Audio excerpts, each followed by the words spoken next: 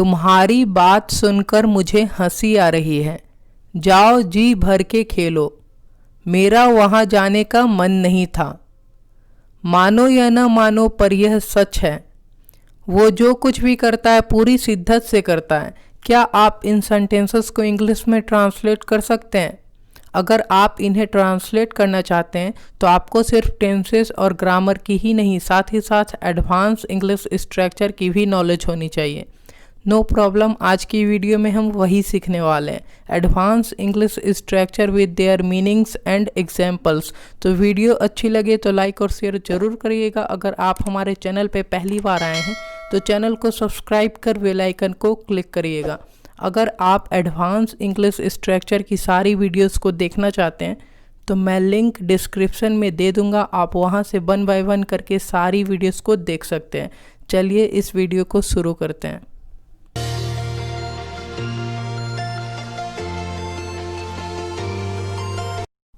आज का हमारा पहला स्ट्रक्चर है गाइस, जी भर के। कई बार हम लोग हिंदी में ऐसे बोलते हैं, जाओ जी भर के खेलो या फिर जी भर के खाओ।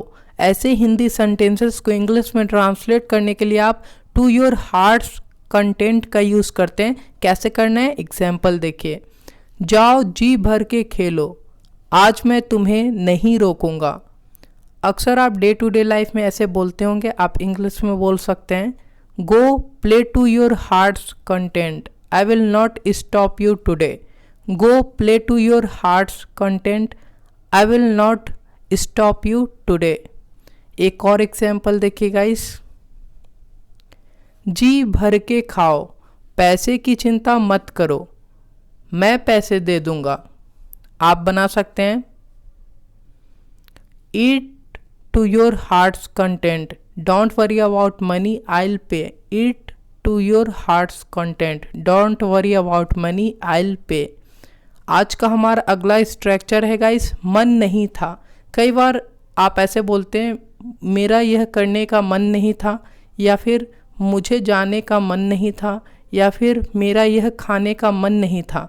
ऐसे हिंदी सेंटेंसेस को इंग्लिश में ट्रांसलेट करने के लिए आप was not in a mood का यूज़ करते हैं। कैसे करना है, एग्जाम्पल देखिए। मेरा वहाँ जाने का मन नहीं था, इसीलिए मैंने जाने से मना कर दिया। आप बोलते हैं, I was not in a mood to go there, so I refused to go. I was not in a mood to go there, so I refused to go. एक और एग्जाम्पल देखिए गाइस, मेरा खाने का मन नहीं था, इसीलिए मैंने नहीं खाया।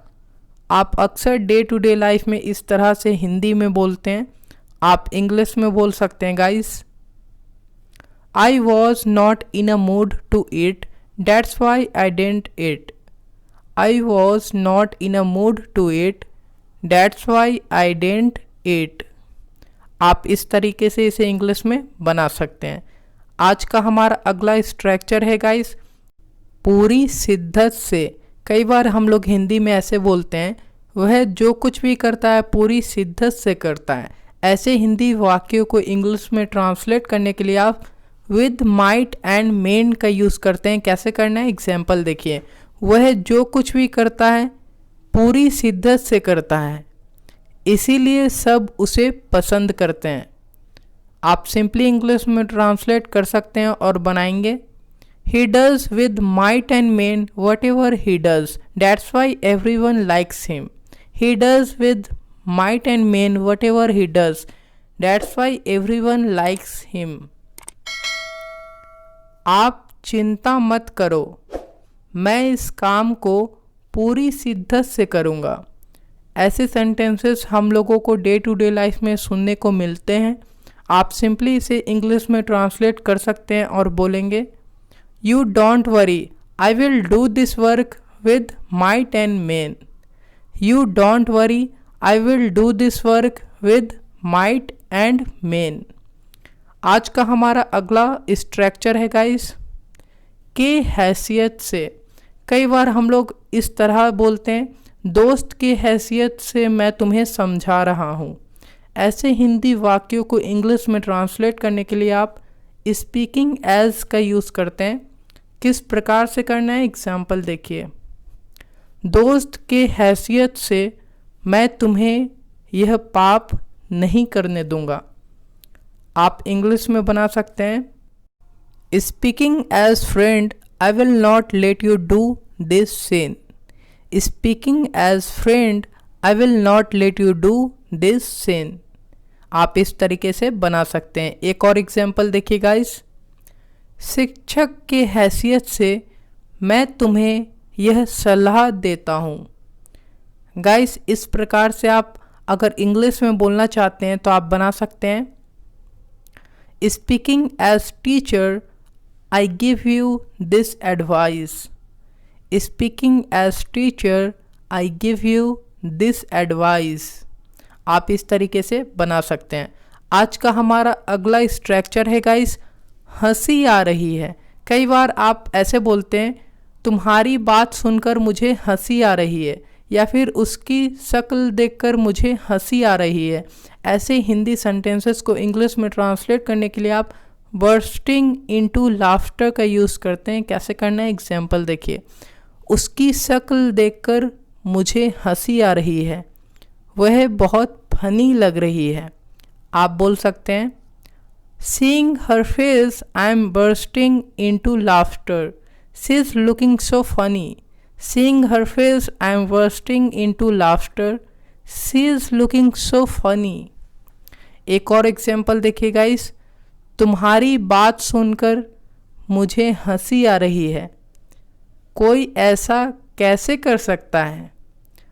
आप सिंपली इसे इंग्लिश में ट्रांसलेट कर सकते हैं और बोलेंगे, I am bursting into laughter, listening your matter.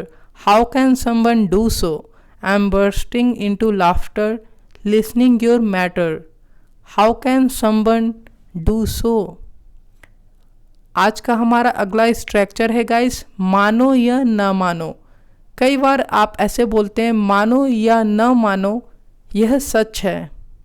ऐसे हिंदी सेंटेंसेस को इंग्लिश में ट्रांसलेट करने के लिए आप बिलीव इट और नॉट का यूज़ करते हैं। किस प्रकार से करना है, एग्जाम्पल के थ्रू समझते हैं। मानो या न मानो, पर वह सच बोल रहा है, मैंने भी उसे वहाँ देखा है।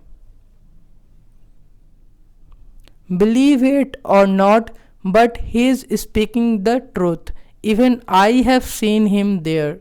Believe it or not, but he is speaking the truth, even I have seen him there. एक और एग्जाम्पल देखिए गाइस, मानो या न मानो, पर यह सच है, तुम गूगल पर भी सर्च कर सकते हो। आप बना सकते हैं guys, believe it or not, but this is true, you can search it on Google as well. Believe it or not, but this is true, you can search it on Google as well. आप इस तरीके से बना सकते हैं।